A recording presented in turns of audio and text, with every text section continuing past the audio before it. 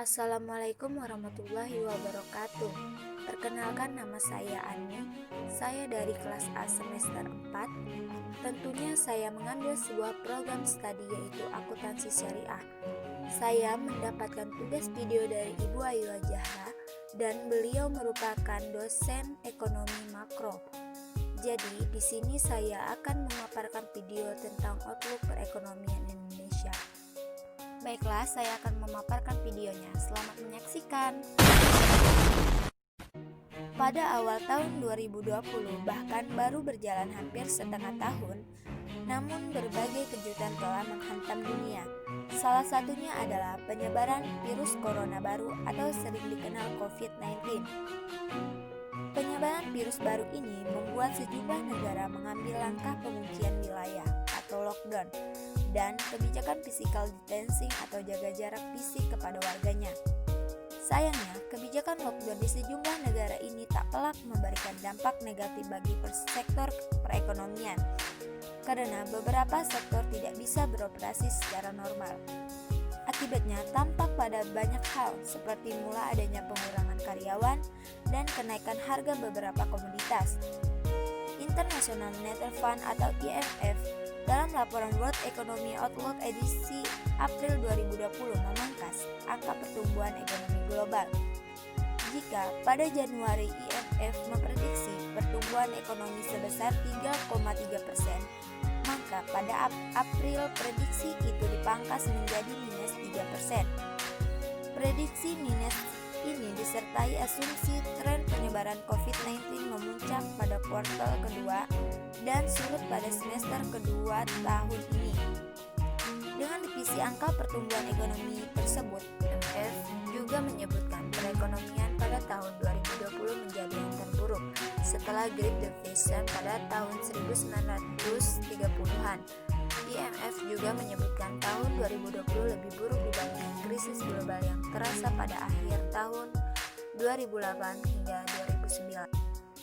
Imbas virus corona menahan pertumbuhan ekonomi dunia. Tentunya ini membuat Indonesia kesulitan memacu ekspor dan memanfaatkan impor.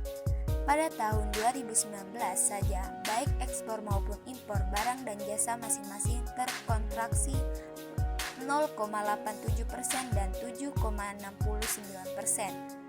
Sektor pariwisata pun tidak lepas dari pengaruh virus corona. Oleh karena itu, pemerintah diingatkan untuk bergerak cepat menyerap lebih banyak investasi. Perubahan yang sangat dinamis dan cepat mengancam perekonomian serta stabilitas sektor keuangan. Pasar keuangan global mengalami kepanikan sehingga terjadi pembalikan modal yang membuat tekanan pada mata uang. Selain pada sektor keuangan, pelemahan perekonomian juga berdampak ke rumah tangga, UMKM, dan koperasi. Misalnya, dalam rumah tangga, ketika kebijakan pemerintah untuk stay at home, maka itu rumah tangga terancam akan kehilangan pendapatan, tidak dapat bekerja untuk memenuhi kebutuhan hidupnya, dan penurunan daya beli masyarakat serta ancaman gangguan kesehatan karena terinfeksi COVID-19 bahkan ancaman jiwa.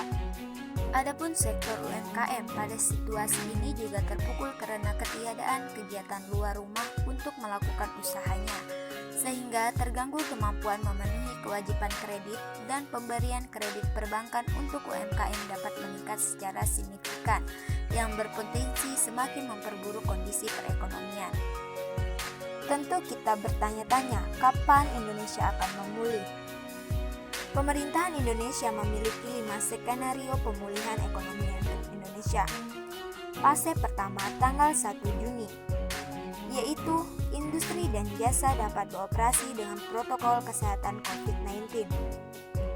Toko, pasar, dan mal belum boleh beroperasi kecuali toko penjual masker dan fasilitas kesehatan.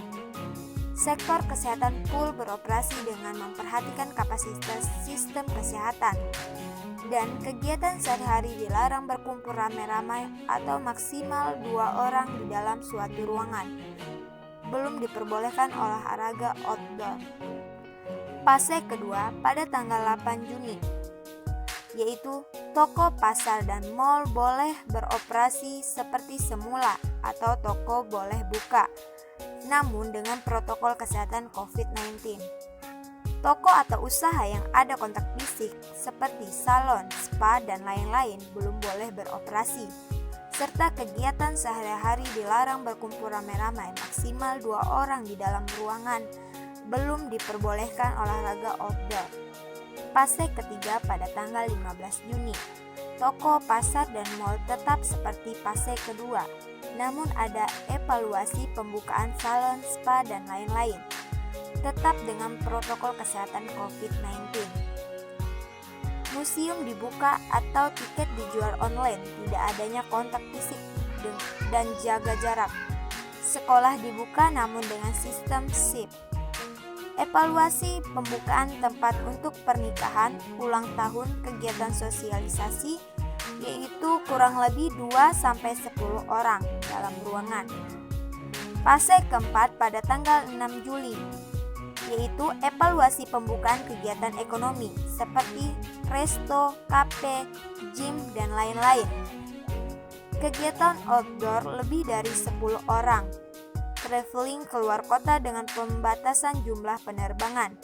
Kegiatan ibadah diperbolehkan dengan jumlah jamaah dibatasi, dan kegiatan berskala masing-masing dibatasi.